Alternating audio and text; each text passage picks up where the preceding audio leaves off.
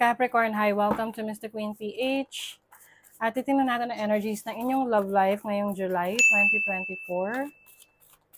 So, if you are interested in private readings, meron tayong link sa description at sa pinned comment. Pakicheck nyo na lang kung gusto nyo magpa-book for a private reading. So, let's see Capricorn. Unahin natin yung mga in a relationship na Capricorn. What's up? Anong energies ng love life ninyo ngayong July? Eight of Pentacles. Ace of Pentacles. May iba sa inyo, you may be in a relationship na bago pa lang, no? Or you might be spending your first anniversary. You have the Page of Pentacles. Yung iba sa inyo, yung relationship ninyo is very practical, no? Geared towards achieving your goals and dreams. Meron kang partner na romantic partner na tinutulungan ka para mas mapaunlad mo yung buhay mo. Kumbaga, ano kayo, hindi lang kayo lovers, but also partners sa mga projects ninyo together. Maaring meron kayong business together na sisimulan. Someone might be offering na, uy, subukan natin to, pasukan natin tong negosyo na to. Baka pareho kayo earth signs ng person mo, no? Pareho kayo ng interest. And that is to grow your money, your finances. O, diba? Speaking of growing your money, that is Seven of Pentacles energy.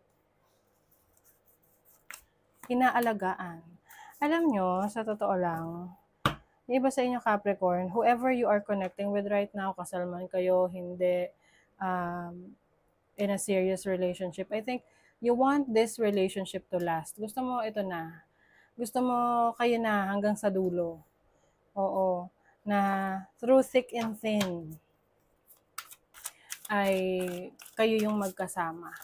There's I feel like you are so much committed in this relationship. You are praying na siya na talaga, kasi yung iba sa inyo ayaw niya ng ulit-ulit na papasok ulit sa relationship. Minsan nakakapagod, no? Yeah, you want to stick with this person that you are dealing with right now, kahit na bago pa lang kayo, no? So, you are very hopeful, positive in this relationship. I think you talk a lot, no? Lagi kayo nag-uusap, o diba? Earth sign, Taurus, Virgo, Capricorn energy. Pareho kayong earth signs. You are focused on your resources. Mas practical, no? Na type of relationship na hindi lang puro emotions, feelings. Naisip nyo rin, ano tayo, 3 years from now, 5 years from now. It's like you are planning for your future already. Yeah. Yung present moment ninyo, ine-enjoy nyo rin. Kasi yung present moment, malaki ang ambag niyan sa future ninyo. Wow! Ayan o, may abundance. Gift giving. So, some of you, maaring may regalo kayong matatanggap galing sa person nyo. Or yung person nyo, reregaluhan nyo. I think, yung pagsasama ninyo ng person mo is, you really want to celebrate life. You're enjoying each moment together. So, you have triggers, closed off, guarded resistance. I think iniiwasan nyo yung anything na magpapatrigger sa inyo para mainis kayo sa isa't isa. This is a very mature type of relationship. Okay? Merong mga tao na naiinggit sa relationship ninyo. Maaring may mga taong nag-uusap-usap about your situation.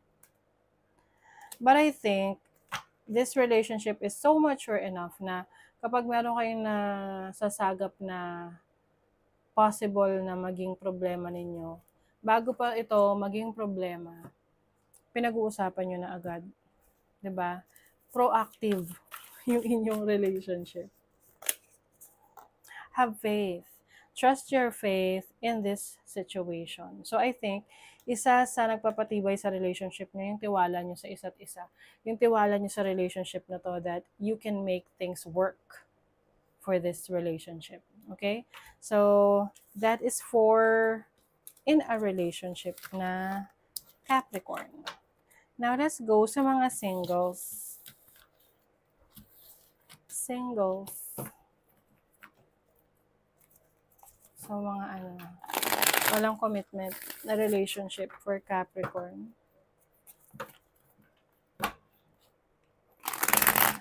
Anong energies ng love life ng mga single na Capricorn? Oh,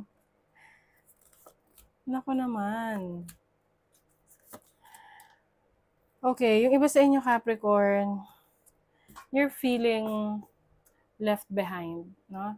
Parang yung iba, pwedeng you were ghosted by someone, or meron kang iniwasan na tao, ginost mo tong taong to, because you feel like this person ay walang paninindigan sa buhay.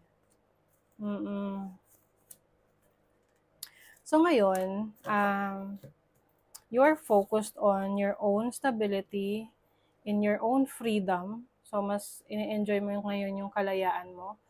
Although, may times na malungkot ka, may times na, iniisip mo, bakit, ano nangyari?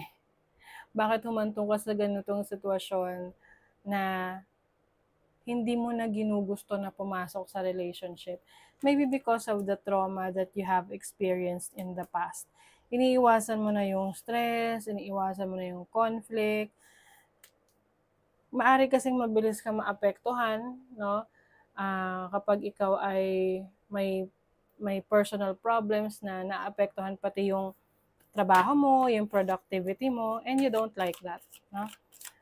Kumbaga, as a Capricorn, yun yung ayaw na ayaw mo na maapektuhan ka sa trabaho mo, sa kinikita mo, dahil lang sa isang romantic challenge.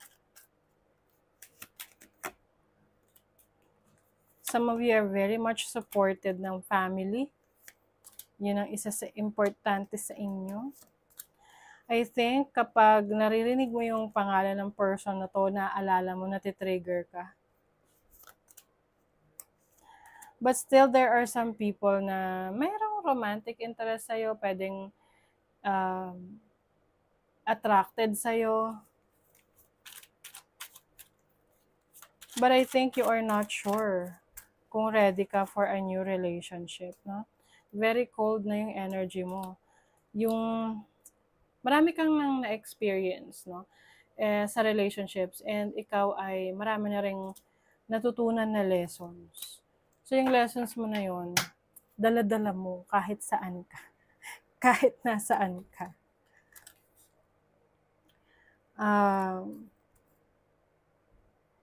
Some of you, maaring mas ang energy nyo ngayon, mas masculine eh. Yung tipong you are strong, independent person na minsan nakaka-intimidate kayo sa iba. Kasi parang they see you as someone who is established already, kaya mong pangalagaan yung sarili mo, and if there is someone na nagkakaroon ng interest, tapos nalaman niya na ganun ka ka-independent, medyo parang nagbaback out, no?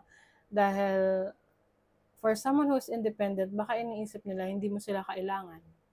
'Di ba? And kung hindi mo sila kailangan, you will not stick around, no? For the relationship. So may ganong energy. Surrender. Stop trying to control life. It gets in the way of divine intervention. So, may mga bagay na hindi ka maiiwasan. If it's meant to happen, it is meant to happen. It will happen. Kung meron talaga pang person na naka-assign para sa'yo, no? Destined na makilala mo, kahit anong iwas mo, makikilala mo to, at papasok talaga siya sa buhay mo. Okay? So, kailangan lang dito is may awareness ka na maaring may mga bagay na